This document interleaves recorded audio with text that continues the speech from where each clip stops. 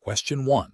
The monitoring system demonstrates an unusual access pattern to sensitive case files by an officer not directly assigned to those cases. As a Honolulu Police Department officer, what is the most appropriate immediate action to take? Option A. Discuss your observation with a trusted colleague to get their opinion on what might be happening. Option B. Attempt to discreetly investigate the officer's access pattern yourself to understand the reason behind it. Option C. Immediately report the observed anomaly through official channels to your supervisor or the Internal Affairs Division without further investigation or discussion. Option D. Document the anomaly in your personal notes but take no immediate action, assuming it is a minor system error. Correct answer is C. Immediately report the observed anomaly through official channels to your supervisor or the Internal Affairs Division without further investigation or discussion. Explanation. The monitoring system demonstrates a potential breach of privacy and departmental policy regarding the handling of sensitive information. This scenario is professionally challenging because it requires balancing the need for effective law enforcement with the imperative to uphold individual privacy rights and adhere to strict departmental regulations. Misjudging this situation could lead to legal repercussions, disciplinary action, and damage to public trust.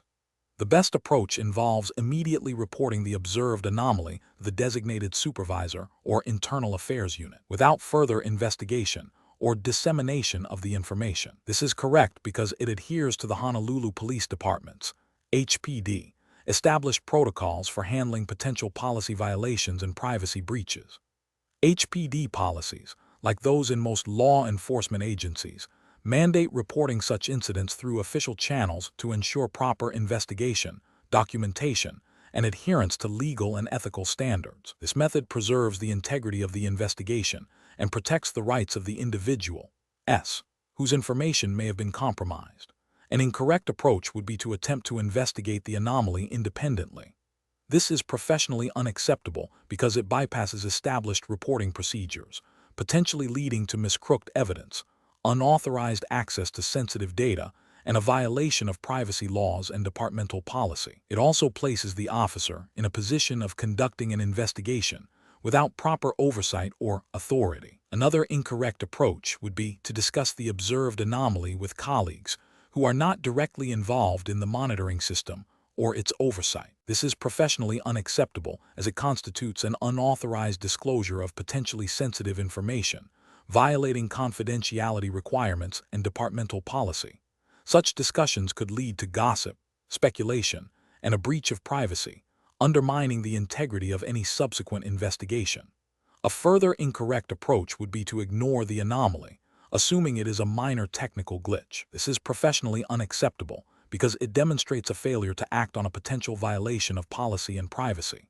Law enforcement officers have a duty to report suspicious activities or potential breaches, and ignoring such an event could have serious consequences if the anomaly is indeed indicative of a more significant issue. Professionals should employ a decision-making framework that prioritizes adherence to established policies and procedures. When encountering a situation that appears to violate regulations or ethical standards, the first step should always be to consult departmental policy and then report the observation through the appropriate channels, allowing designated personnel to conduct a thorough and authorized investigation. This ensures accountability, protects individual rights, and maintains the integrity of the department. Question 2. The monitoring system demonstrates an officer in Honolulu, Hawaii, accessing sensitive personal information of civilian unrelated to any active investigation or official duty. What is the most appropriate immediate course of action for the supervisor observing this activity? Option A. Immediately report the observed activity through the Honolulu Police Department's established internal affairs reporting protocol. Option B. Ignore the activity, assuming it is a minor oversight or a misunderstanding. Option C. Discuss the observation with other supervisors to gauge their opinions before taking action. Option D. Directly confront the officer involved to understand their actions and issue a verbal warning. The correct answer is A. Immediately report the observed activity through the Honolulu Police Department's established internal affairs reporting protocol. Explanation. The monitoring system demonstrates a potential breach of privacy and departmental policy. The scenario is professionally challenging because it requires balancing the need for effective law enforcement monitoring with the constitutional rights of individuals and the specific regulations governing police surveillance in Hawaii. Misinterpreting or mishandling such data can lead to legal repercussions, disciplinary action, and erosion of public trust. The best approach involves immediate, discreet notification to the designated Internal Affairs or Legal Counsel Division. This approach is correct because it adheres to the principle of lawful and ethical data handling. Specifically, Hawaii Revised Statutes Chapter 84, Hawaii Whistleblowers Protection Act, and related departmental policies mandate reporting of potential misconduct or policy violations through established channels. By involving the appropriate internal oversight bodies, the Honolulu Police Department, HPD, ensures that the alleged misconduct is investigated thoroughly and impartially, while also protecting the rights of all parties involved and maintaining the integrity of the investigation. This process respects due process and ensures that any disciplinary actions are taken in accordance with established procedures. An incorrect approach would be to directly confront the officer involved without prior consultation with supervisors or internal affairs. This could compromise the integrity of any potential investigation, allow for the destruction of evidence, and potentially violate departmental procedures for handling such matters. It also bypasses the established oversight mechanisms designed to ensure fairness and thoroughness. Another incorrect approach would be to ignore the observation, assuming it is a minor or isolated incident. This failure to report potential policy violations is a dereliction of duty and can embolden further misconduct. It also neglects the department's responsibility to maintain high ethical standards and to protect the public from potential abuses of power. A further incorrect approach would be to discuss the observation with colleagues outside of the official reporting structure. This constitutes gossip and can lead to the spread of misinformation, damage reputations, and create a hostile work environment. It also undermines the formal investigation process and demonstrates a lack of professionalism and discretion. Professionals should employ a decision-making framework that prioritizes adherence to departmental policy and legal statutes. This involves recognizing potential violations, documenting observations factually, and reporting them through the designated channels without delay. Seeking guidance from supervisors or internal affairs is crucial to ensure that actions taken are appropriate, lawful, and ethically sound, thereby protecting both the individual officer and the department's reputation. Question 3. During the evaluation of a suspect in Honolulu, Hawaii, who is in police custody, an officer believes that evidence related to a crime may be found in the suspect's vehicle. The officer approaches the suspect and states, "We need to search your car. You don't want to make this difficult, do you?" The suspect then looks down and mutters, "Fine, go ahead." Which of the following approaches best adheres to the regulatory framework and legal standards for obtaining consent to search in Hawaii? Option A. Conduct the search without further discussion, relying on the officer's belief that evidence is present and the suspect's subdued response. Option B. Imply that cooperation by consenting to the search will lead to a more favorable outcome for the suspect, thereby securing their agreement. Option C. Inform the suspect that they have the right to refuse consent to the search of their vehicle and obtain an affirmative, voluntary agreement to search. Option D. Proceed with the search based on the suspect's muttered agreement, as it indicates a lack of objection. The correct answer is C. Inform the suspect that they have the right to refuse consent to the search of their vehicle and obtain an affirmative, voluntary agreement to search. Explanation. Scenario analysis. This scenario is professionally challenging because it requires an officer to balance the immediate need for information with the strict legal requirements governing the collection of evidence. The officer must understand the nuances of when consent is truly voluntary and when it is coerced, especially when dealing with an individual who is in custody and potentially feeling pressured. Failure to adhere to these legal standards can lead to the suppression of evidence, jeopardizing the investigation and undermining public trust in law enforcement. Correct approach analysis. The best professional practice involves obtaining voluntary consent after clearly informing the individual of their rights, including the right to refuse consent. This approach is correct because it aligns with the principles of due process and the protection against unreasonable searches and seizures enshrined in the U.S. Constitution and further clarified by case law. Specifically, in Hawaii, as in other U.S. jurisdictions, Consent to search must be freely and voluntarily given, not the result of duress or coercion. Informing the individual that they have the right to refuse consent is a critical factor in establishing the voluntariness of any subsequent consent. This ensures that any evidence obtained is admissible in court. Incorrect approaches analysis. One incorrect approach involves proceeding with a search based on the individual's passive acquiescence or a statement that could be interpreted as reluctant agreement, without explicitly confirming their understanding of their right to refuse. This fails to establish the voluntariness of the consent, as the individual may feel compelled to comply due to their custodial status, making the consent potentially coerced and thus invalid. This violates the principles of due process and the Fourth Amendment. Another incorrect approach is to search the individual's property without any form of consent, relying solely on the officer's suspicion.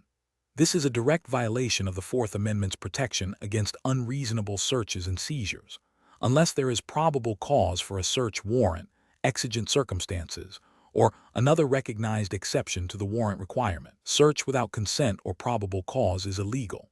A further incorrect approach is to imply that consent is mandatory or that refusal will have negative consequences. This constitutes coercion and renders any subsequent consent involuntary. Law enforcement officers must not create an environment where an individual feels they have no choice but to consent, as this undermines the very concept of voluntary consent and violates constitutional protections. Professional reasoning. Professionals should employ a decision-making framework that prioritizes constitutional rights and established legal procedures. This involves 1. Understanding the specific legal requirements for consent searches in Hawaii, including the voluntariness standard and the importance of informing individuals of their right to refuse. 2. Actively seeking clear affirmative consent, not passive acquiescence. 3. Documenting the consent process meticulously, including the advisement of rights and the individual's response. 4. Consulting with supervisors or legal counsel when in doubt about the legality of a search or the voluntariness of consent. Question 4. What factors determine the most appropriate method for gathering information from a witness who has voluntarily approached an officer on a public street in Honolulu, Hawaii, regarding a recent crime, while ensuring compliance with constitutional protections and HPD procedures? Option A. The officer's desire to obtain a confession quickly by leveraging the witness's initial willingness to talk, without formalizing the interview process. Option B. The officer's personal belief about the witness's guilt or innocence and the urgency of the situation which might justify bypassing standard interview protocols. Option C. The officer's immediate need for information, regardless of the witness's awareness of their rights, to quickly resolve the incident. Option D. The witness's willingness to provide information, the officer's assessment of the witness's reliability, and the need to inform the witness of their rights before any custodial interrogation begins. The correct answer is D. The witness's willingness to provide information, the officer's assessment of the witness's reliability, and the need to inform the witness of their rights before any custodial interrogation begins. Explanation. The scenario presented is professionally challenging because it requires an officer to balance the immediate need for information with the constitutional rights of an individual and the established procedures of the Honolulu Police Department, HPD. Misjudging the situation could lead to the suppression of crucial evidence, a violation of civil liberties, or damage to public trust. Careful judgment is required to ensure that any investigative actions are both effective and lawful. The best approach involves prioritizing the preservation of evidence and respecting the individual's rights by initiating a formal interview process after ensuring the individual is aware of their rights. This aligns with the principles of due process and the HPD's internal guidelines for conducting investigations. By Mirandizing the individual and obtaining a knowing and voluntary waiver, officers ensure that any statements made can be used in court and that the individual's Fifth Amendment rights against self-incrimination are protected. This methodical approach minimizes the risk of legal challenges to the evidence obtained. An approach that involves questioning the individual extensively without providing Miranda warnings, even if the individual is not formally in custody, carries significant risks. If the individual later claims they felt compelled to answer due to the circumstances, any statements could be deemed inadmissible in court. This failure to adhere to established procedural safeguards undermines the integrity of the investigation and could lead to the exclusion of vital information. Another incorrect approach would be to immediately detain the individual based solely on suspicion, without sufficient probable cause for arrest. While officers may detain individuals for investigative purposes under reasonable suspicion, prolonged detention or interrogation without proper legal justification can escalate into a de facto arrest, requiring probable cause. This could lead to claims of unlawful detention and the suppression of any evidence gathered during that period. Finally, an approach that involves sharing preliminary, unverified information with the media before a formal investigation is complete is professionally unsound. This can compromise the investigation by alerting potential suspects, influencing witness testimony, and potentially violating the privacy rights of the individual involved. It also erodes public trust in the HPD's ability to conduct investigations with discretion and integrity. Professionals should employ a decision-making framework that begins with assessing the immediate situation, identifying legal and procedural requirements, and then acting in a manner that upholds both the law and departmental policy. This involves a continuous evaluation of the circumstances and a commitment to ethical conduct and due process at every stage of an investigation. Question 5. System analysis indicates that the Honolulu Police Department, HPD, is experiencing challenges in optimizing patrol officer deployment to effectively address fluctuating crime patterns and response times across Oahu. Considering the principles of process optimization within a public safety context, which of the following strategies would represent the most effective and professionally sound approach for the HPD to enhance its operational efficiency and public service delivery? Option A. Immediately reassign patrol officers to different precincts based on informal feedback from community members about perceived understaffing in certain areas. Option B. Conduct a comprehensive data analysis of crime statistics, call for service data, and response times to identify specific areas and times of peak demand, then pilot revised patrol deployment strategies based on these findings.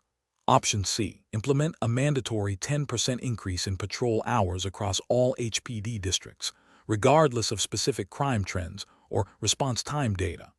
Option D.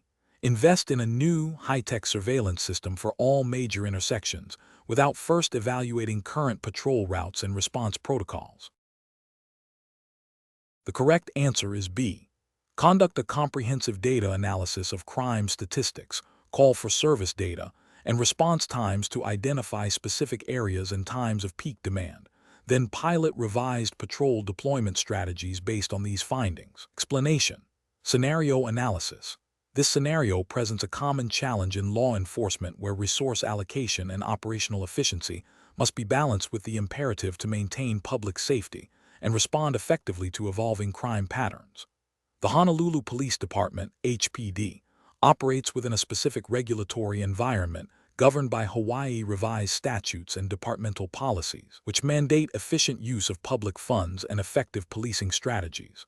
The challenge lies in identifying and implementing process improvements that genuinely enhance operational effectiveness without compromising core policing duties or violating established protocols. Correct approach analysis. The best approach involves a systematic, data-driven analysis of current patrol deployment patterns and response times, followed by the development and piloting of revised deployment strategies based on identified inefficiencies and crime trends. This aligns with the HPD's mandate for efficient resource management and effective crime prevention. Specifically, utilizing data to understand peak crime times and location, and then adjusting patrol routes and officer presence accordingly, is a direct application of process optimization principles within a law enforcement context. This data-informed strategy ensures that resources are deployed where and when they are most needed, thereby maximizing their impact on public safety and minimizing response times, all within the framework of responsible governance and operational effectiveness expected of a public service agency. Incorrect approaches analysis. One incorrect approach involves immediately reassigning officers to different precincts based on anecdotal complaints without a thorough analysis of underlying data.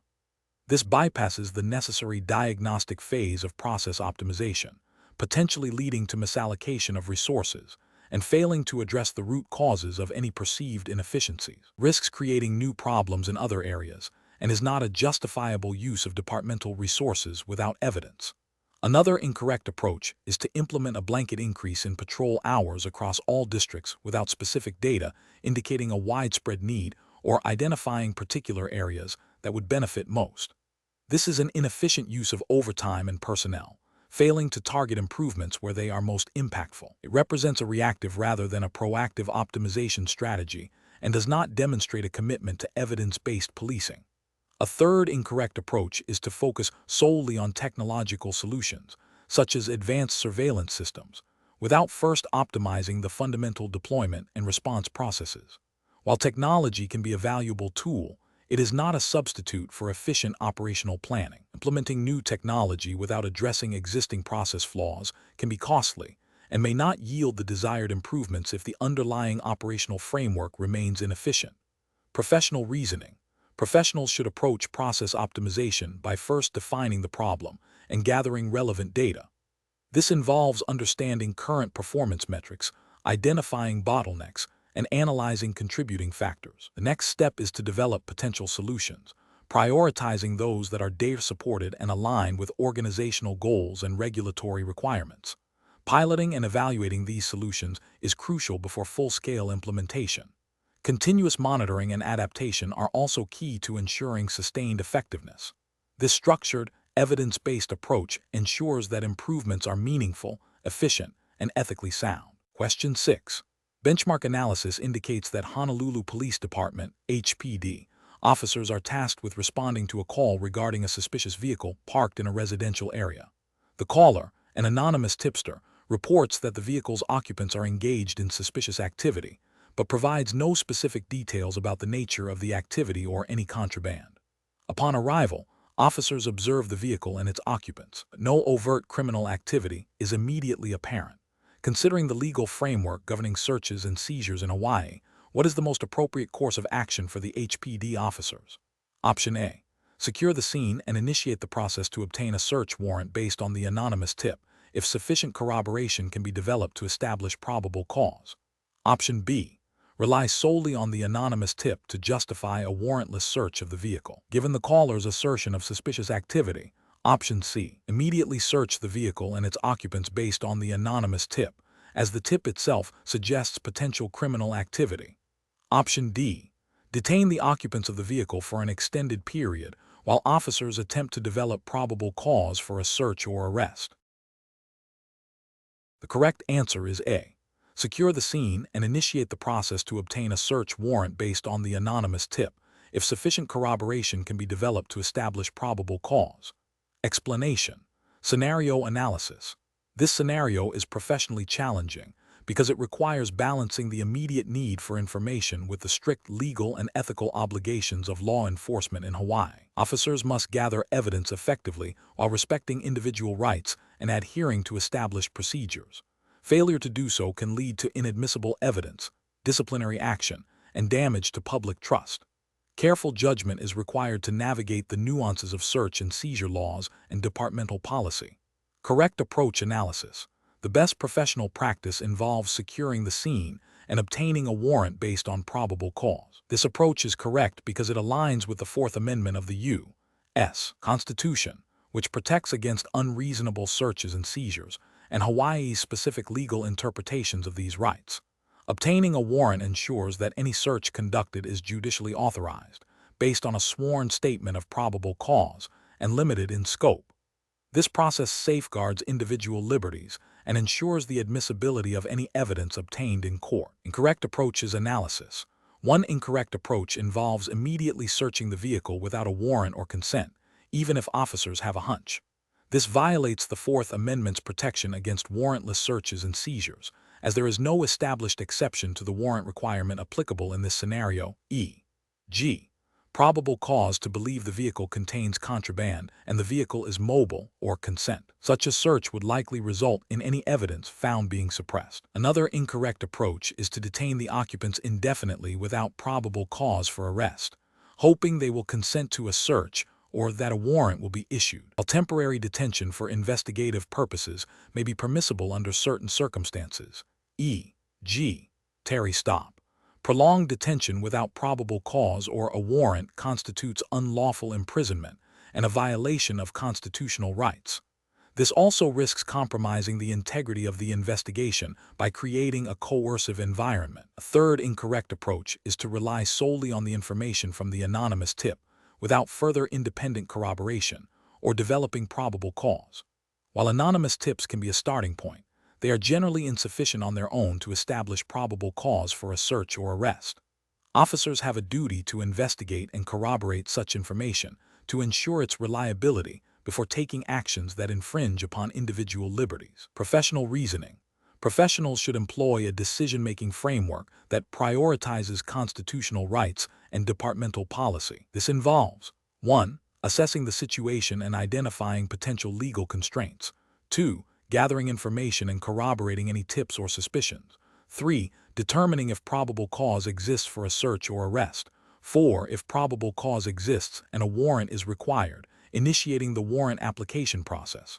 5. If exigent circumstances exist that justify a warrantless search, meticulously documenting the specific circumstances that create the exigency.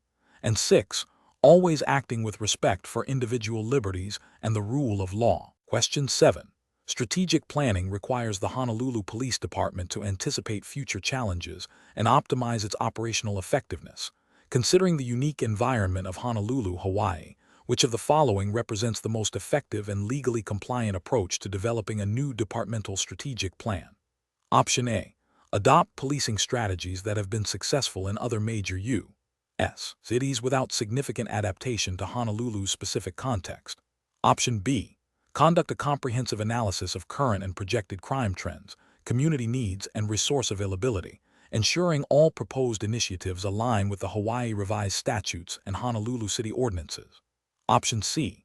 Focus solely on increasing patrol presence in areas experiencing the highest reported crime rates, based on recent incident reports. Option D. Allocate resources based on historical departmental budgets and perceived public demand, without formal data analysis. The correct answer is B. Conduct a comprehensive analysis of current and projected crime trends, community needs, and resource availability, ensuring all proposed initiatives align with the Hawaii Revised Statutes and Honolulu City Ordinances. Explanation. Strategic planning requires a thorough understanding of the operational environment to optimize resource allocation and achieve departmental objectives. In the context of the Honolulu Police Department, HPD in Hawaii, this involves navigating specific local challenges and adhering to state and local regulations governing law enforcement operations. Scenario analysis.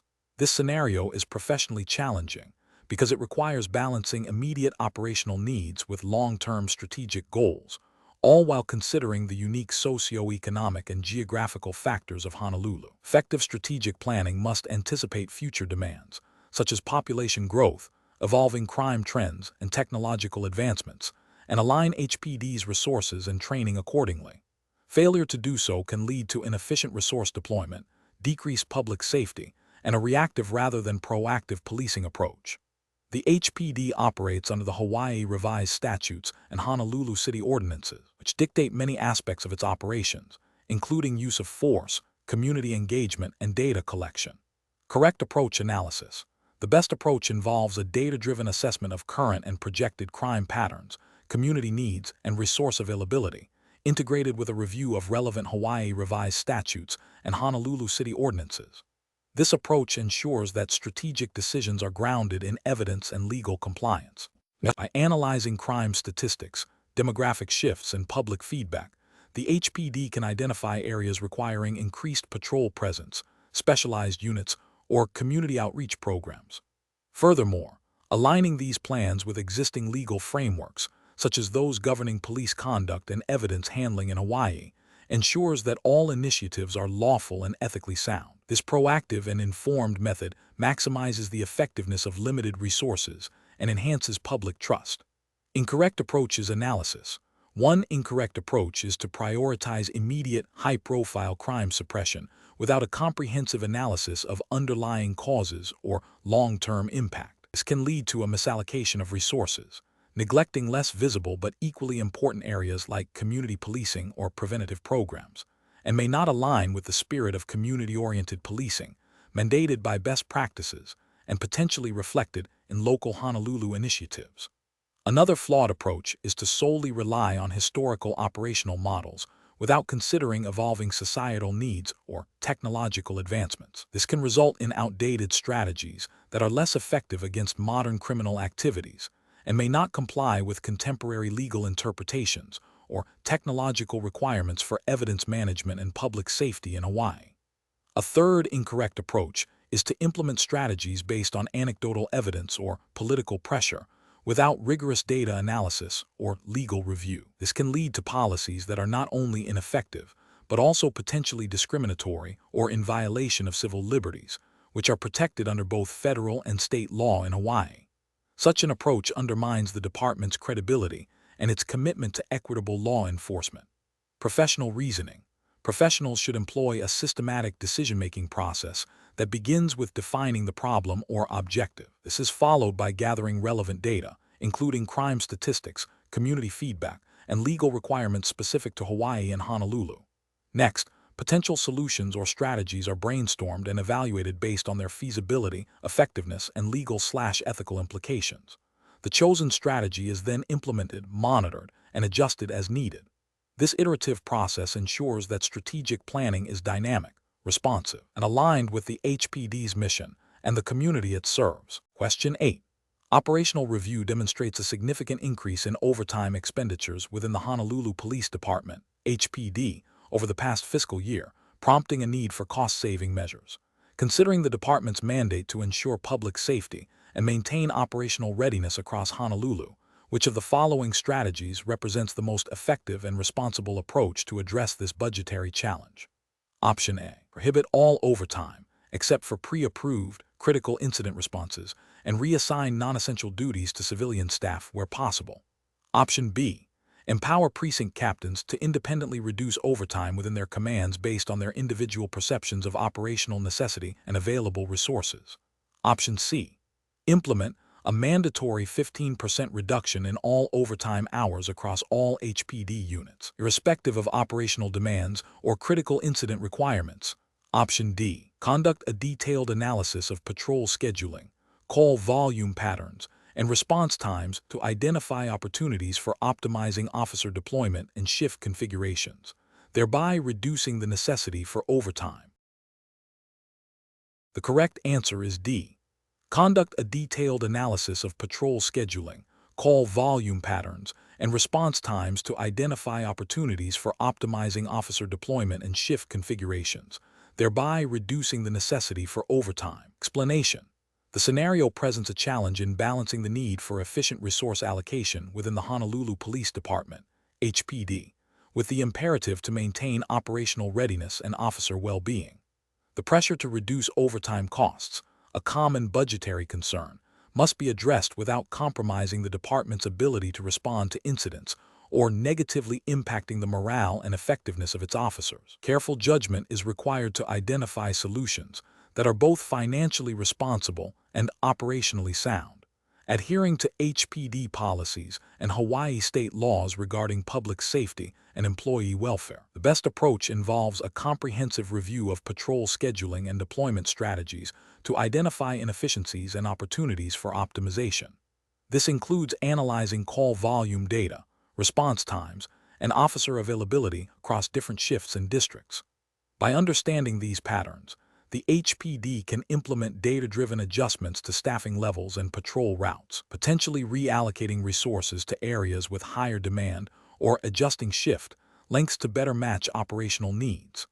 This proactive, analytical method directly addresses the cost-saving objective while prioritizing effective service delivery and officer deployment, aligning with the HPD's mission to serve and protect the citizens of Honolulu. Such an approach is ethically sound, as it seeks to improve public safety through efficient operations, and is consistent with principles of good governance and responsible resource management. An approach that focuses solely on mandating across-the-board reductions in overtime without a corresponding analysis of operational impact is professionally unacceptable.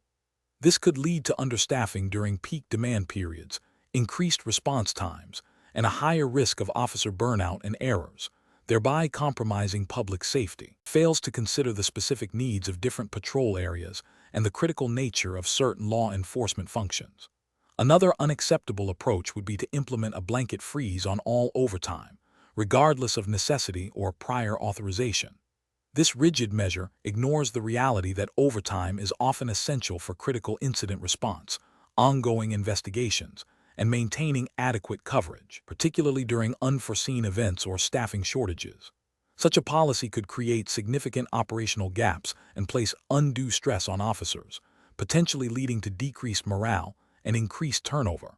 Finally, an approach that relies on anecdotal evidence or the personal preferences of supervisors without a systematic data analysis is also professionally unsound. This can lead to arbitrary decisions that do not reflect actual operational needs or budgetary realities, potentially creating new inefficiencies or exacerbating existing problems. It lacks the objectivity and accountability required for effective public service management. Professionals should employ a data-driven decision-making framework. This involves clearly defining the problem, e.g., rising overtime costs, gathering relevant data, e.g., call logs, overtime expenditure, officer deployment records, analyzing the data to identify root causes and potential solutions, evaluating the feasibility and impact of proposed solutions against departmental goals and regulatory requirements, implementing the chosen solution, and continuously monitoring its effectiveness and making adjustments as needed. This iterative process ensures that decisions are informed, justifiable, and aligned with the department's mission and ethical obligations. Question 9. Compliance review shows that the Honolulu Police Department's evidence processing times have increased, potentially impacting case resolution. What is the most effective and legally sound approach to optimize these processes? Option A. Immediately invest in new, high-speed evidence scanning technology and implement mandatory, accelerated processing protocols for all incoming evidence. Option B. Engage an external consulting firm to redesign the entire evidence management system based on general best practices without significant internal consultation or data analysis of the HPD's specific operations. Option C. Rely on anecdotal feedback from a few senior officers regarding perceived inefficiencies and implement their suggested procedural shortcuts to expedite processing.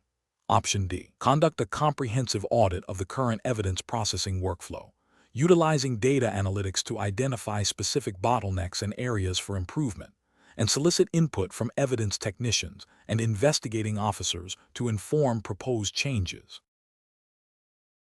The correct answer is D. Conduct a comprehensive audit of the current evidence processing workflow, utilizing data analytics to identify specific bottlenecks and areas for improvement, and solicit input from evidence technicians and investigating officers to inform proposed changes. Explanation. The scenario presents a challenge for the Honolulu Police Department, HPD, in optimizing its evidence processing procedures. The core professional challenge lies in balancing the need for efficiency and speed in processing evidence with the absolute requirement for accuracy, integrity, and adherence to legal standards, particularly concerning chain of custody and admissibility in court. Any deviation can compromise investigations, lead to wrongful acquittals, and damage public trust. The best approach involves a systematic review of the current evidence processing workflow, identifying bottlenecks and areas for improvement through data analysis and consultation with personnel directly involved. This approach prioritizes understanding the existing process thoroughly before implementing changes. It emphasizes data-driven decision-making, ensuring that proposed optimizations are based on observable issues and potential impacts. Furthermore, involving the officers and technicians who handle evidence daily provides invaluable practical insights and fosters buy-in for any new procedures. This aligns with the HPD's commitment to maintaining the highest standards of evidence handling, as mandated by departmental policy and state law, which require meticulous documentation and secure handling to preserve the integrity of evidence for legal proceedings. An incorrect approach would be to implement changes based solely on anecdotal feedback or a desire for rapid turnaround, without a thorough, data-backed analysis of the current process. This risks introducing new errors or overlooking critical procedural steps, potentially jeopardizing evidence integrity and legal outcomes. Relying on external consultants without deep internal consultation can also lead to solutions that are impractical or fail to address the specific operational realities of the HPD. Similarly, focusing only on technology upgrades without examining the underlying human processes and training can be ineffective, as technology is only as good as its implementation and the user's understanding of it. These approaches fail to uphold the rigorous standards required for evidence management in Hawaii, which demand a comprehensive and evidence-based approach to process optimization. Professionals should employ a structured problem-solving framework. This begins with clearly defining the problem and its scope. Next, gather relevant data and information about the current process. Then brainstorm potential solutions, evaluating each based on its feasibility, impact on accuracy and integrity, and compliance with regulations. Finally, implement the chosen solution with pilot testing, thorough training, and ongoing monitoring to ensure effectiveness and adherence to standards. Question 10. The efficiency study reveals that the Honolulu Police Department, HPD, needs to optimize patrol officer deployment to improve response times and manage operational costs within the current fiscal year's budget. Given that the HPD has 120 patrol officers, each working an average of 40 hours per week, and historical data indicates that 55% of an officer's time is dedicated to responding to calls for service and administrative tasks, how many hours per week are available for proactive patrol activities across all districts? Option A, 2,400 hours. Option B, 1,980 hours. Option C, 2,160 hours. Option D, 2,640 hours. Correct answer is C, 2,160 hours. Explanation: scenario analysis. This scenario presents a common challenge in public service, optimizing resource allocation under budgetary constraints while maintaining service quality. The Honolulu Police Department, HPD, must balance the need for efficient patrol coverage with the financial realities of staffing and operational costs. A purely cost-cutting approach without considering service impact could lead to decreased public safety, while an overly ambitious expansion without financial justification is unsustainable. Careful mathematical analysis and strategic planning are crucial to making informed decisions that serve the community effectively and responsibly. Correct approach analysis. The most effective approach involves a data-driven analysis of patrol response times and crime statistics across different Honolulu districts. This requires calculating the average response time per officer per shift and comparing it against established benchmarks for effective crime deterrence and public safety. The calculation would involve determining the total number of patrol hours available per week, dividing by the average number of officers on duty per shift, and then factoring in the average time spent on calls for service and administrative duties. For example, if there are 100 patrol officers working 8-hour shifts, 5 days a week, that's backslash 100 backslash text officers backslash times 8 backslash text hours slash officer slash shift backslash times 5 backslash text shift slash week equals 4,000 backslash patrol hours per week. If the average time spent on calls and administrative tasks is 60% of this, then backslash 4,000 backslash text hours backslash times 0.60 equals 2,400 backslash hours are available for proactive patrol. This approach is correct because it directly addresses the core mission of the HPD by focusing on measurable outcomes, response times, crime rates, and aligning them with resource availability. It adheres to principles of public administration and fiscal responsibility by ensuring that resources are deployed where they are most needed and can have the greatest impact on public safety, as mandated by the HPD's operational guidelines and the City and County of Honolulu's budget allocation policies. Incorrect approaches analysis. One incorrect approach would be to simply reduce the number of patrol officers by 10% across all districts to meet a mandated budget cut without any analysis of service impact. This fails to consider that some districts may already be understaffed, and such a reduction could disproportionately affect response times and crime rates in those areas, violating the HPD's duty to provide equitable public safety. Another incorrect approach would be to reallocate all available patrol hours to high-crime districts, neglecting lower crime areas that still require a visible police presence for deterrence and community engagement. This could lead to a perception of neglect and potentially allow crime to escalate in previously safer neighborhoods, failing to uphold the HPD's commitment to serving all residents of Honolulu. A third incorrect approach would be to invest heavily in new technology without a clear understanding of how it will integrate with existing patrol strategies or improve response times, potentially leading to wasted expenditure and no tangible improvement in efficiency or public safety. Professional reasoning. Professionals should employ a systematic, data-driven decision-making process. This involves 1. Defining the problem and objectives, e.g., improve efficiency, reduce response times, manage budget. 2. Gathering relevant data, e.g., crime statistics, response times, officer deployment, operational costs. 3. Analyzing the data using appropriate mathematical and statistical methods to identify trends, correlation, and potential areas for improvement. 4. Developing and evaluating alternative solutions, considering their potential impact on service delivery, cost-effectiveness, and adherence to regulations and policies. 5. Selecting the best solution based on the analysis and implementing it. 6. Monitoring the results and making adjustments as needed. This iterative process ensures that decisions are informed, justifiable, and aligned with the organization's mission and the public's needs. Question 11. Market research demonstrates that public trust in law enforcement is paramount for effective community policing in Honolulu, Hawaii.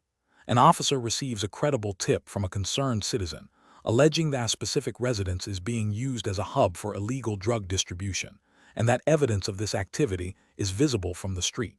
The officer observes suspicious activity consistent with the tip from a public vantage point. What is the most appropriate course of action for the officer to take to gather further evidence while respecting the rights of the residents?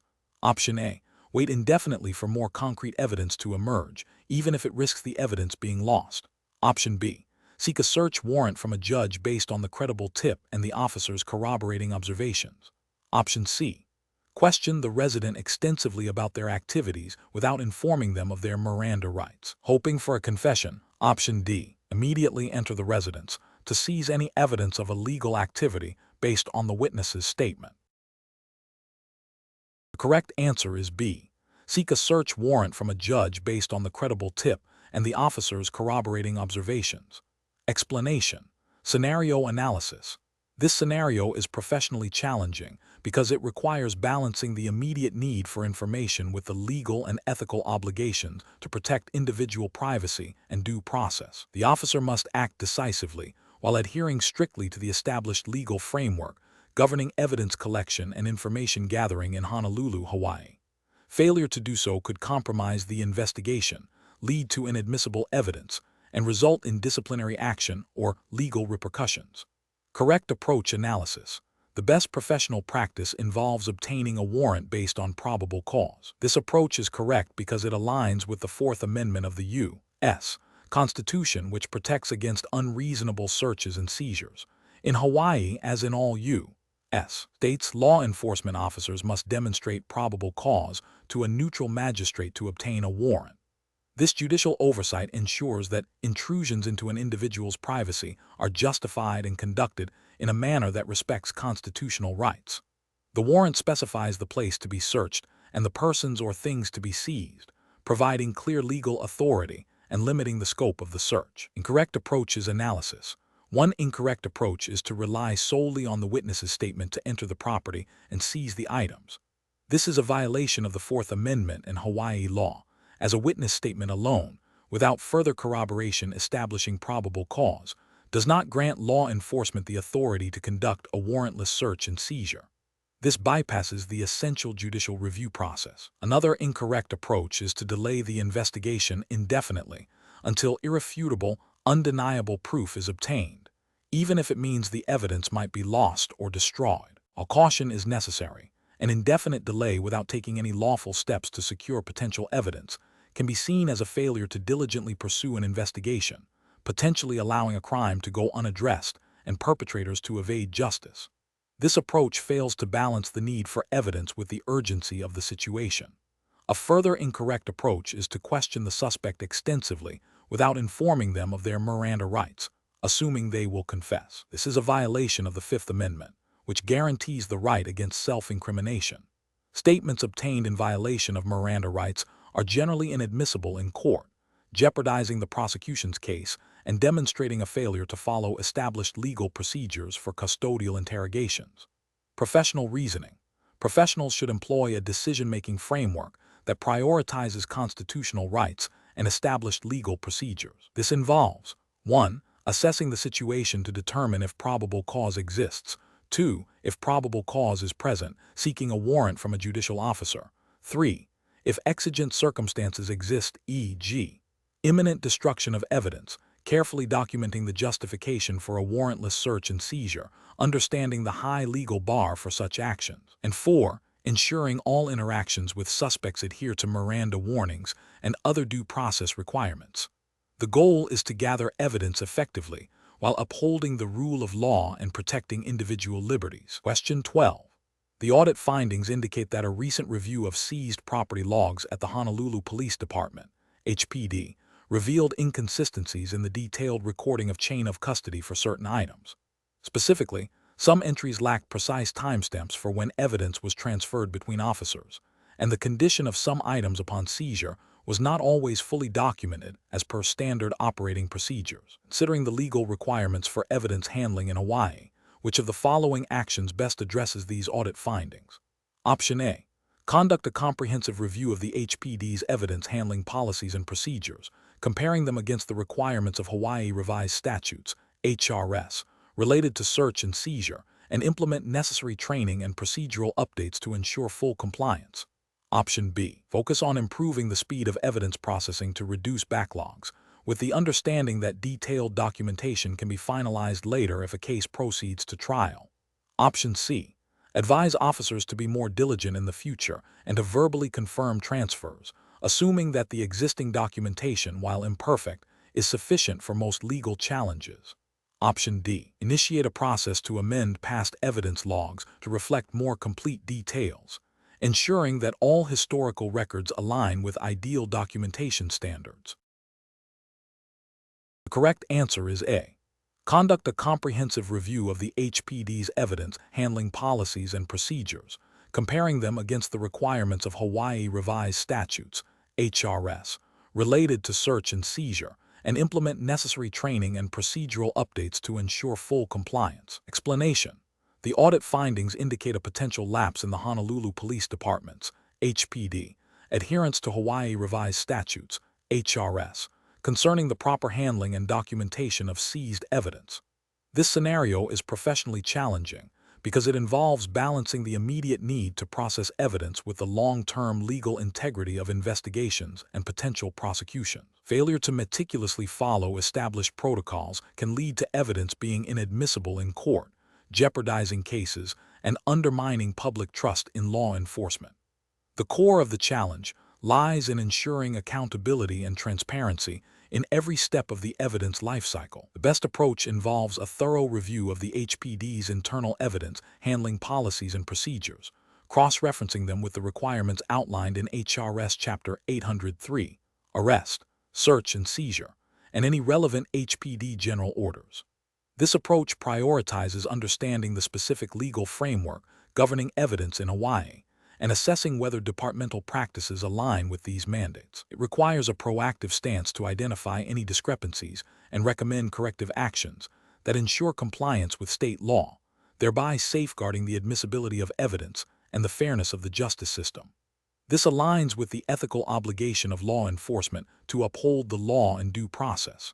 An incorrect approach would be to dismiss the findings as minor administrative oversights without verifying their potential legal ramifications. This fails to acknowledge the critical role of proper evidence handling in the judicial process and could lead to the continued use of non-compliant procedures, risking the integrity of future investigations. Another incorrect approach is to focus solely on the immediate operational convenience of evidence processing, overlooking the detailed documentation and chain of custody requirements mandated by HRS. This prioritizes expediency over legal accuracy and accountability. Finally, an approach that involves altering documentation retroactively to match existing practices, rather than correcting the practices themselves, constitutes a serious ethical and legal breach, potentially leading to obstruction of justice. Professionals should employ a decision-making framework that begins with understanding the governing legal framework, HRS in this case, then assessing current practices against that framework, identifying gaps, and implementing corrective actions that are both legally sound and operationally sustainable. This involves a commitment to continuous improvement and a deep respect for the legal processes that law enforcement is sworn to uphold. Question 13. The audit findings indicate a potential mishandling of sensitive data by an officer within the Honolulu Police Department, HPD. The data in question is related to ongoing investigations and contains personally identifiable information. What is the most appropriate course of action for the HPD supervisor who discovers these findings, considering the policies of the HPD and the relevant laws of Hawaii?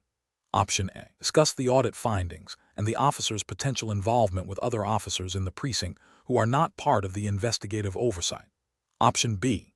Place the officer on immediate administrative leave pending a review of the audit findings, without a formal investigation initiated. Option C. Immediately report the findings to the HPD Internal Affairs Division and initiate a formal investigation according to departmental policy, ensuring all actions are documented. Option D. Have an informal conversation with the officer to understand their perspective and advise them on proper data handling without filing a formal report. The correct answer is C. Immediately report the findings to the HPD Internal Affairs Division and initiate a formal investigation according to departmental policy, ensuring all actions are documented. Explanation: the audit findings indicate a potential breach of protocol regarding the handling of sensitive information within the Honolulu Police Department, HPD. This scenario is professionally challenging because it requires balancing the need for thorough investigation with the protection of individual privacy and departmental integrity. Missteps can lead to legal repercussions, damage to public trust, and compromised operational effectiveness. Careful judgment is required to navigate the complex interplay of departmental policies, state privacy laws of Hawaii, and ethical obligations. The best approach involves a systematic and documented process that prioritizes adherence to established HPD policies and Hawaii revised statutes concerning data privacy and evidence handling. This includes immediately reporting the suspected breach to the appropriate Internal Affairs Division or designated supervisor, initiating a formal investigation according to established protocols, and ensuring all actions taken are meticulously documented. This approach is correct because it aligns with the HPD's internal regulations for investigating misconduct and ensures compliance with Hawaii's privacy laws, which govern the collection, use, and disclosure of personal information. It also upholds the ethical duty to investigate potential wrongdoing while safeguarding the rights of all individuals involved. An approach that involves an informal discussion with the involved officer without initiating a formal report is professionally unacceptable. This bypasses established investigative procedures, potentially allowing the issue to go unaddressed or inadequately investigated, and fails to create a documented record, which is crucial for accountability and future reference. It also risks violating HPD's internal disciplinary procedures and could be seen as an attempt to conceal or downplay a serious matter. Another unacceptable approach is to immediately suspend the officer without a formal investigation or due process. This action, taken without proper investigation and adherence to disciplinary policies, could lead to wrongful termination claims, violate the officer's rights, and undermine departmental morale. It demonstrates a failure to follow established procedures for disciplinary action, which typically require a thorough investigation and evidence gathering before punitive measures are imposed. Finally, an approach that involves sharing the audit findings with other officers not directly involved in the investigation or oversight is professionally unacceptable. This constitutes a breach of confidentiality and could violate HPD's policies on information security and the privacy of individuals involved in internal investigations. Such unauthorized disclosure can create a hostile work environment, prejudice the investigation, and damage the reputation of the department and the individuals involved.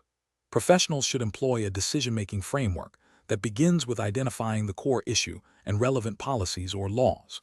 They should then consult departmental procedures for reporting and investigation, prioritize confidentiality and due process, and ensure all actions are documented. Seeking guidance from supervisors or legal counsel when unsure is also a critical step in navigating complex situations ethically and legally. Question 14.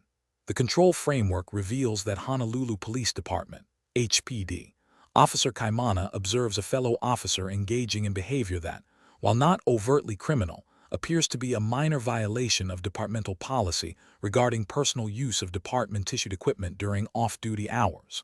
Officer Kaimana is aware that reporting this could create friction within the department. What is the most appropriate course of action for Officer Kaimana to take in Honolulu, Hawaii, to uphold departmental integrity and legal standards? Option A. Discuss the observed behavior with other officers not involved in the situation to gauge their opinions before deciding on a course of action. Option B. Ignore the observed behavior to avoid potential departmental conflict and maintain collegial relationships. Option C. Document the observed behavior and report it through the appropriate internal affairs channels for investigation. Option D. Directly confront the fellow officer and encourage them to cease the behavior and return the equipment without formal reporting. Correct answer is C. Document the observed behavior and report it through the appropriate internal affairs channels for investigation. Explanation. The control framework reveals a situation where a Honolulu Police Department, HPD, Officer Kaimana, is presented with information that could potentially implicate a fellow officer in a minor infraction. This scenario is professionally challenging because it pits the officer's duty to uphold the law and departmental integrity against potential loyalty to a colleague and the desire to avoid internal conflict. Careful judgment is required to navigate these competing pressures while adhering to HPD policies and the law. The best approach involves Officer Kaimana documenting the observed behavior and reporting it through the established internal affairs channels. This is correct because it directly aligns with the HPD's commitment to accountability and maintaining public trust. The Honolulu Police Department Manual, specifically sections pertaining to conduct and reporting of misconduct, mandates that officers report any observed or suspected violations of law or departmental policy. This process ensures that allegations are investigated impartially and that appropriate action is taken, thereby upholding the integrity of the department and ensuring that all officers are held to the same standards. This proactive reporting demonstrates a commitment to ethical policing and the rule of law, which are paramount for an effective and respected law enforcement agency. An approach that involves confronting the fellow officer directly and encouraging them to rectify the situation without formal reporting is professionally unacceptable. This fails to meet the HPD's obligation to investigate all potential misconduct. It bypasses the established procedural safeguards designed to ensure fairness and thoroughness in investigations, potentially allowing minor infractions to go unaddressed or even escalate. Furthermore, it places the burden of enforcement and investigation on an individual officer in an informal capacity, which is not their designated role and could lead to biased outcomes or further interpersonal conflict. Another professionally unacceptable approach is to ignore the observed behavior altogether. This constitutes a dereliction of duty. By failing to report, Officer Kaimana would be complicit in potentially allowing misconduct to continue, which erodes departmental integrity and public confidence. The HPD's policies are clear on the affirmative duty to report, and ignoring such observations undermines the entire control framework designed to ensure ethical conduct. Finally, an approach that involves discussing the observed behavior with other officers not involved in the situation before deciding on a course of action is also professionally unsound. This constitutes gossip and potentially violates confidentiality protocols. It can create a negative and divisive atmosphere within the department and may prejudice any future formal investigation. The decision-making process should be based on established policy and direct reporting, not on informal consultations that could compromise the integrity of the process. The professional reasoning process for similar situations should involve: first, identifying the observed behavior and assessing its potential violation of law or departmental policy. Second, consulting relevant HPD policies and procedures to understand the reporting requirements. Third, prioritizing the duty to report and uphold departmental integrity over personal relationships or potential discomfort. Fourth, utilizing the designated internal affairs or supervisory reporting channels to ensure the matter is handled appropriately and impartially. Question 15. The assessment process reveals that an HPD officer, while conducting a routine patrol in Honolulu, observes an individual acting suspiciously near a known drug trafficking location. The individual quickly discards a small, unmarked package into a public trash receptacle before walking away briskly. The officer approaches the receptacle and, without immediately securing it or notifying a supervisor, reaches in and retrieves the package, which appears to contain a white powdery substance, Considering the Hawaii Revised Statutes and HPD's internal policies, which of the following represents the most appropriate and professionally sound course of action for the officer at this juncture? Option A. Assume the package contains contraband based on the location and the individual's behavior, and proceed to apprehend the individual for possession of illegal substances. Option B. Discreetly observe the individual from a distance to see if they return for the package, and only then consider retrieving it and reporting the incident. Option C. Secure the immediate area around the trash receptacle, document the observation and the retrieval of the package, and then notify a supervisor to report the findings and request further instructions on evidence processing. Option D. Immediately open the retrieved package to visually confirm the nature of the substance, then proceed to the nearest HPD station to submit it for preliminary testing. Correct answer is C. Secure the immediate area around the trash receptacle, document the observation and the retrieval of the package, and then notify a supervisor to report the findings and request further instructions on evidence processing. Explanation. The assessment process reveals a scenario that is professionally challenging due to the inherent conflict between departmental policy, public trust, and the need for objective evidence in a sensitive investigation. The officer must navigate the potential for personal bias, the strictures of the Hawaii Revised Statutes concerning evidence handling, and the imperative to maintain the integrity of the Honolulu Police Department, HPD. Careful judgment is required to ensure that investigative actions are both legally sound and ethically defensible, upholding the HPD's commitment to justice and accountability. The correct approach involves meticulously documenting all observations and actions, adhering strictly to established HPD procedures for evidence collection and reporting, and consulting with a supervisor or legal advisor when encountering ambiguity. This approach is correct because it prioritizes adherence to the Hawaii Revised Statutes, particularly those governing the chain of custody and admissibility of evidence, and aligns with HPD's internal policies designed to ensure fairness and prevent procedural errors that could jeopardize a case. By seeking guidance when unsure, the officer demonstrates a commitment to professional integrity and avoids potential legal challenges to the investigation's findings. An incorrect approach involves making assumptions about the suspect's intent or guilt based on circumstantial observations without concrete evidence. This is ethically and regulatorily flawed as it introduces bias into the investigation, potentially violating the suspect's rights and undermining the principle of innocent until proven guilty. Such an approach could lead to the collection of inadmissible evidence or the premature conclusion of an investigation based on conjecture rather than fact, failing to meet the standards required by Hawaii law for criminal proceedings. Another incorrect approach involves disregarding established HPD protocols for evidence handling, such as failing to properly log or secure potential evidence. This directly contravenes the Hawaii Revised Statutes concerning evidence integrity and chain of custody. Such a failure can render evidence inadmissible in court, compromising the investigation and potentially allowing a guilty party to escape justice due to procedural deficiencies. It also erodes public trust in the HPD's ability to conduct thorough and impartial investigations. A further incorrect approach involves sharing preliminary or unconfirmed investigative details with unauthorized individuals outside of the official investigative team.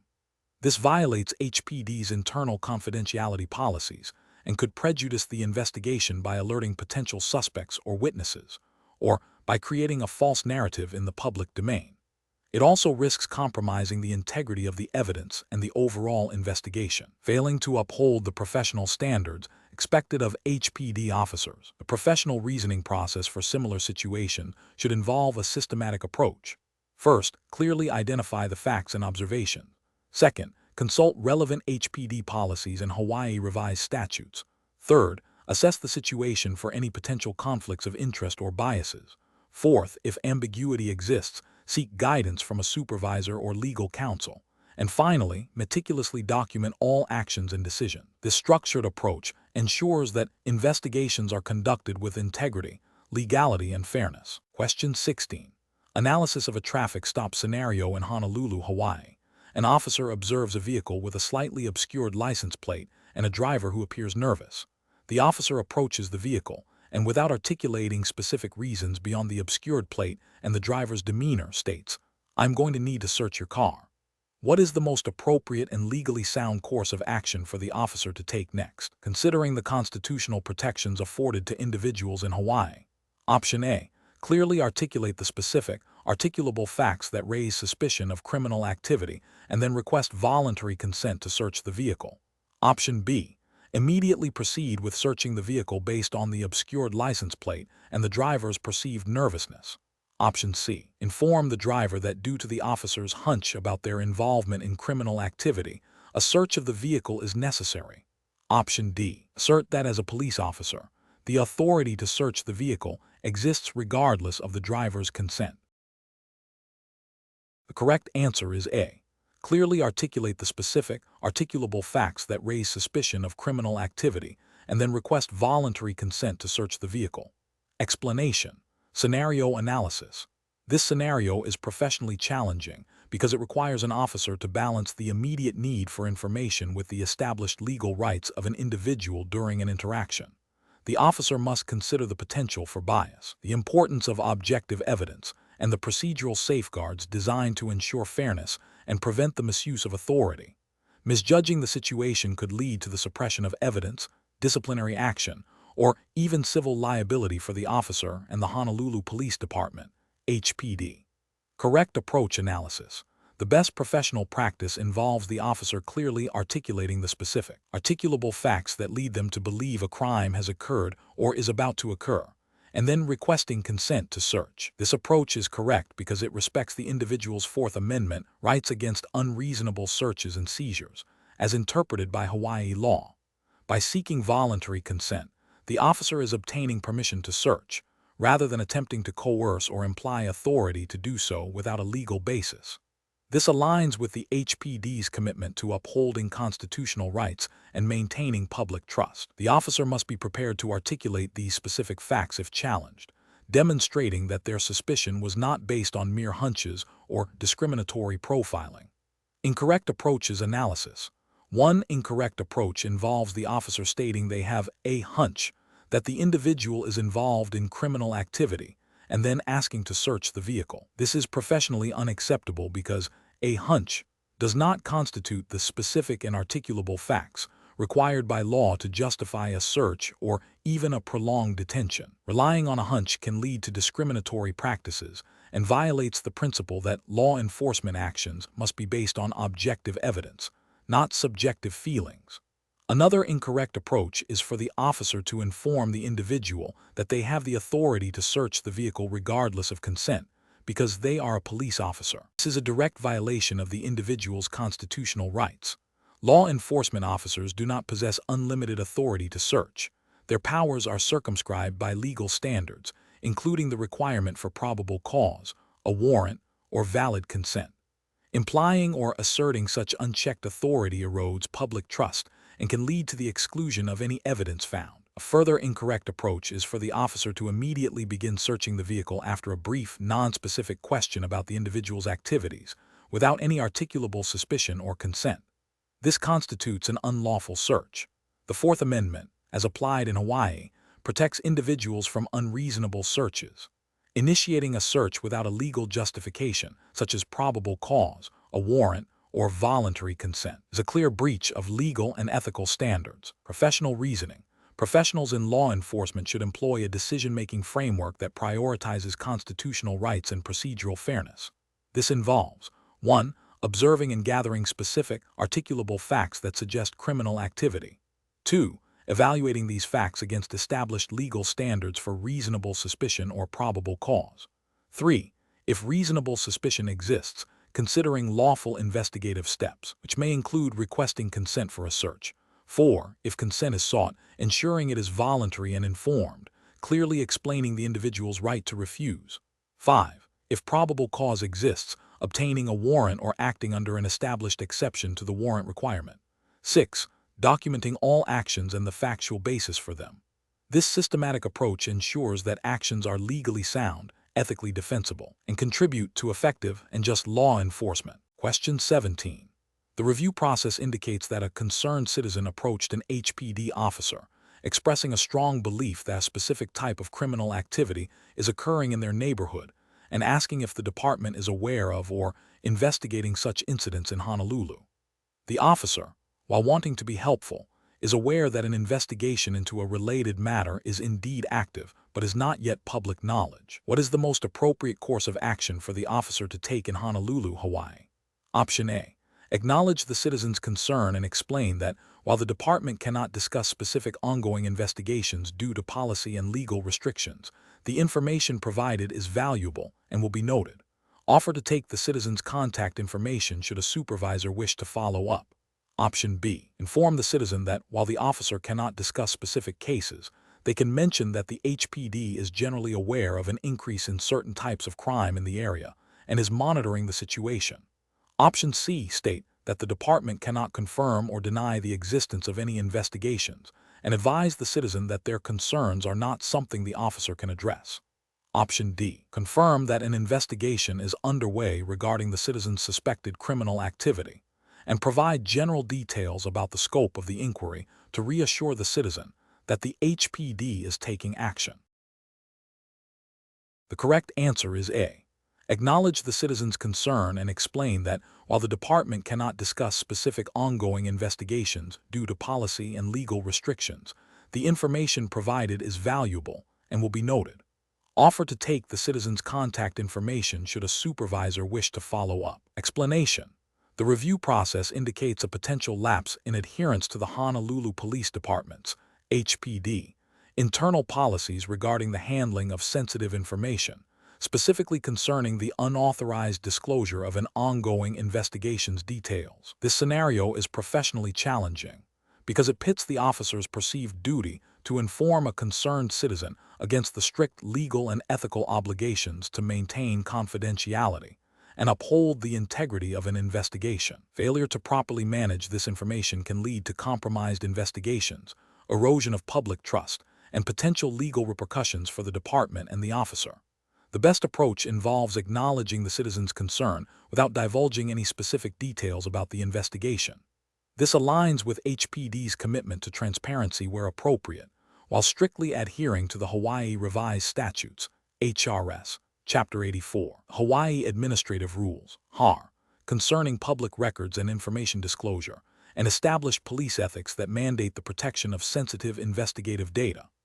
This approach respects the citizen's right to be informed about departmental activities in a general sense, while prioritizing the paramount need to prevent prejudice to the investigation, protect the privacy of individuals involved, and avoid jeopardizing the apprehension of suspects. Disclosing the existence of an ongoing investigation to the citizen, even without specific details, is professionally unacceptable. This action, while seemingly helpful, violates HPD policy and potentially HRS provisions that govern the release of information that could impede law enforcement efforts, creates an unnecessary risk of the information being further disseminated, potentially alerting those involved in the investigation. Providing a vague, non-committal response that neither confirms nor denies the existence of an investigation, and instead offers to take the citizen's contact information for a follow-up by a supervisor if appropriate, is also professionally unacceptable. While it avoids direct disclosure, it can be perceived as dismissive and unhelpful, potentially damaging the relationship between the HPD and the community it serves. It fails to adequately address the citizen's expressed concern in a manner that upholds departmental standards. Finally, directly confirming the investigation and providing even limited details about the nature of the inquiry is a severe ethical and regulatory breach. This directly contravenes HPD's internal directives and the spirit of HRS concerning the protection of investigative integrity. Such a disclosure could compromise the investigation, lead to the destruction of evidence, or allow suspects to evade capture, thereby undermining the HPD's core mission. Professionals should employ a decision-making framework that prioritizes adherence to departmental policy and relevant state statutes. This involves understanding the boundaries of permissible information disclosure, recognizing the potential consequences of unauthorized disclosures, and communicating with citizens in a manner that is both informative and protective of investigative integrity. When in doubt, consulting with a supervisor or the legal department is always the most prudent course of action. Question 18. Performance analysis shows a pattern of officers occasionally delaying the reporting of minor vehicle damage sustained during official duties within the Honolulu Police Department. Considering the established departmental policies and the legal framework governing law enforcement in Hawaii, which of the following actions best reflects professional conduct and adherence to HPD's operational standards? Option A. Immediately file a detailed report documenting the minor vehicle damage, including the circumstances under which it occurred, as per HPD's General Order 3-12. Option B. Wait to file the report until other, more pressing incidents have been addressed to avoid disrupting the workflow. Option C. Attempt to repair the minor damage discreetly without filing any official report to avoid administrative burden. Option D. Assume the damage is too insignificant to warrant a formal report and address it informally with a supervisor at a later date. The correct answer is A. Immediately file a detailed report documenting the minor vehicle damage, including the circumstances under which it occurred, as per HPD's General Order 3-12. Explanation. Performance analysis shows a recurring issue with delayed reporting of minor property damage incidents within the Honolulu Police Department, HPD. This scenario is professionally challenging because it tests officers' adherence to internal reporting protocols and their understanding of the implications of even minor procedural lapses. The HPD operates under specific departmental policies and state laws governing the documentation and reporting of all incidents, regardless of perceived severity. Failure to report promptly can lead to a breakdown in accountability, hinder accurate record keeping, and potentially impact resource allocation and future investigations. The best professional approach involves immediate and accurate reporting of the property damage incident, even if it appears minor. This aligns with HPD's General Order 3-12, which mandates the timely and complete documentation of all incidents. Prompt reporting ensures that records are current, allows for proper oversight, and maintains the integrity of departmental data. It demonstrates a commitment to procedural correctness and accountability, which are fundamental to public trust and effective law enforcement operations in Hawaii. An incorrect approach would be to dismiss the damage as too minor to report. This violates HPD's reporting mandates and disregards the principle that all incidents, however small, contribute to the overall operational picture and require official documentation. Another incorrect approach is to delay reporting until a more convenient time or until other, more significant incidents occur. This practice undermines the immediacy required by departmental policy and can lead to memory lapses or the loss of crucial details, compromising the accuracy of the report. Finally, attempting to rectify the damage without reporting it first is also professionally unacceptable. While well-intentioned, it bypasses established procedures for incident documentation and can create an appearance of impropriety or an attempt to conceal an event, even if no malicious intent was present. Professionals should employ a decision-making framework that prioritizes adherence to established policies and procedures. When faced with an incident, the first step is to identify the relevant departmental orders and state regulations. The next step is to assess the incident against these guidelines, focusing on the requirement for reporting and documentation. If reporting is mandated, the professional should proceed with accurate and timely documentation, regardless of their personal assessment of the incident's significance. This systematic approach ensures compliance and upholds professional standards. Question 19. The risk matrix shows a potential for increased community complaints regarding noise pollution from late-night training exercises conducted by the Honolulu Police Department, HPD, in residential areas. Considering the HPD's operational requirements and its responsibility to the citizens of Honolulu, Hawaii, which of the following represents the most effective and ethically sound approach to managing this risk? Option A. Dismiss community noise complaints as an unavoidable consequence of essential police training, focusing solely on operational needs. Option B. Continue with the training as scheduled, ignoring any community complaints received based on the assumption of departmental authority. Option C. Proactively engage with affected residents to inform them about the training, explain mitigation efforts, and establish clear feedback channels to address concerns collaboratively. Option D. Significantly reduce the frequency of late-night training exercises without exploring alternative training locations or methods. The correct answer is C. Proactively engage with affected residents to inform them about the training, explain mitigation efforts, and establish clear feedback channels to address concerns collaboratively. Explanation. The risk matrix shows a potential for increased community complaints regarding noise pollution from late-night training exercises conducted by the Honolulu Police Department, HPD, in residential areas. This scenario is professionally challenging because it pits the HPD's operational needs for effective training against the quality of life and peace of residents in Honolulu, Hawaii.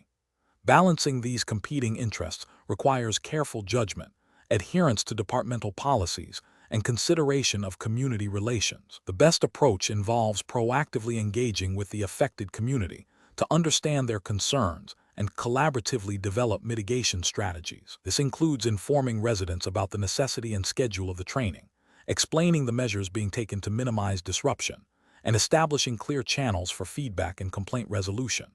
This approach is correct because it aligns with the HPD's commitment to community policing principles, fostering trust and transparency, and adhering to Hawaii revised statutes that may govern noise ordinances and public nuisance. By actively seeking community input, the HPD demonstrates respect for residents' rights and well-being, which is a cornerstone of effective law enforcement in a democratic society.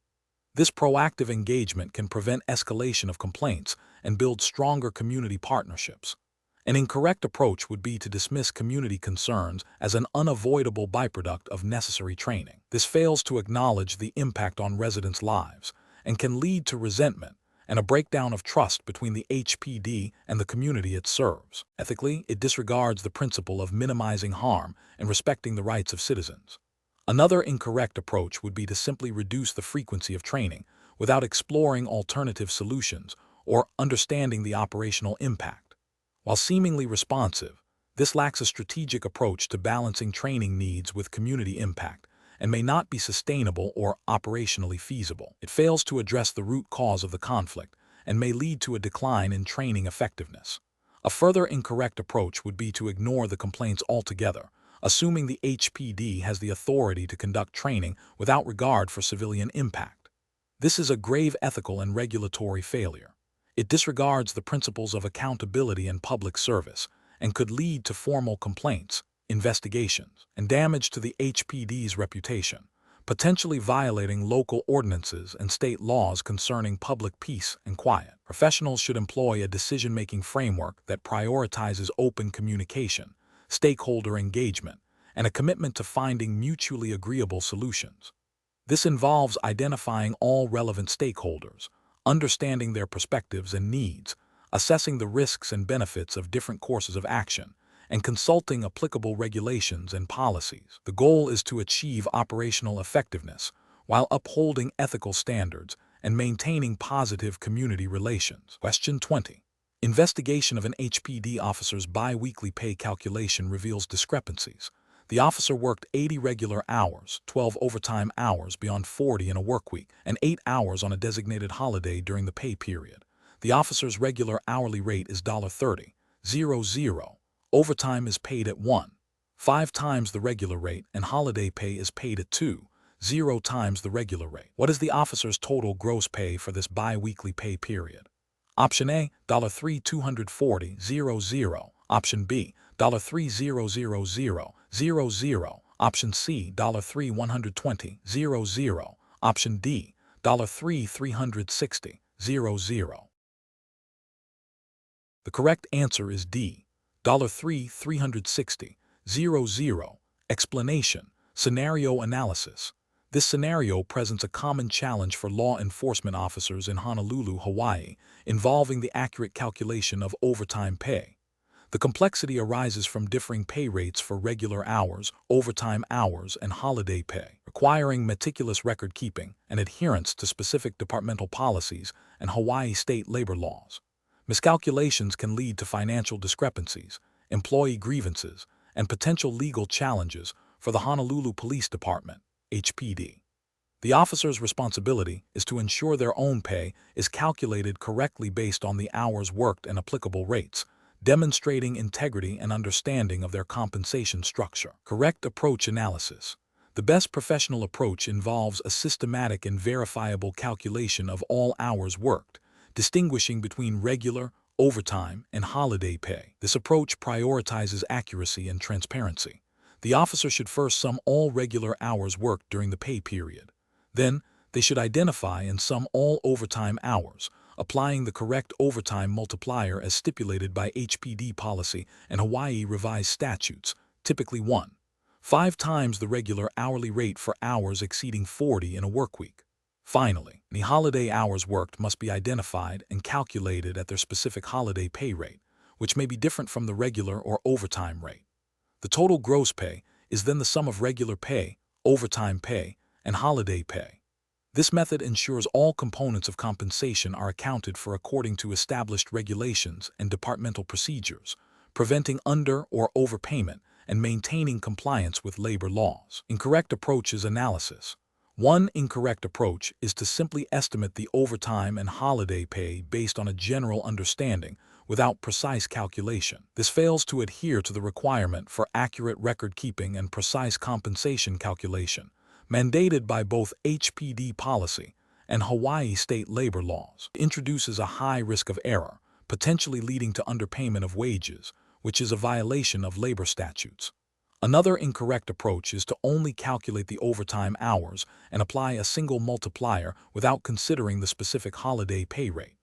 This overlooks a distinct category of compensation that has its own established rate, leading to an inaccurate total pay. It demonstrates a lack of attention to detail and a failure to fully comply with the nuanced pay structure outlined in HPD's compensation policies. A third incorrect approach is to assume that all hours worked beyond the standard 40-hour workweek are paid at the same overtime rate, even if some of those hours fall on a designated holiday. This fails to recognize that holiday pay often has a separate, and sometimes higher, rate than standard overtime, and that specific policies dictate how these two types of premium pay interact. This leads to an inaccurate calculation and a failure to properly compensate for holiday work as per HPD directives. Professional reasoning. Professionals in law enforcement must approach compensation calculations with diligence and accuracy. The decision-making process should involve 1. Understanding the governing policies and regulations, HPD General Orders, Hawaii Revised Statutes Chapter 387. 2. Meticulously tracking all hours worked, categorizing them by type, regular, overtime, holiday. 3. Applying the correct pay rates and multipliers for each category. 4. Verifying the final calculation against pay stubs and departmental records. 5. Seeking clarification from supervisors or the payroll department if any discrepancies or uncertainties arise. This systematic approach ensures fairness, compliance, and professional integrity.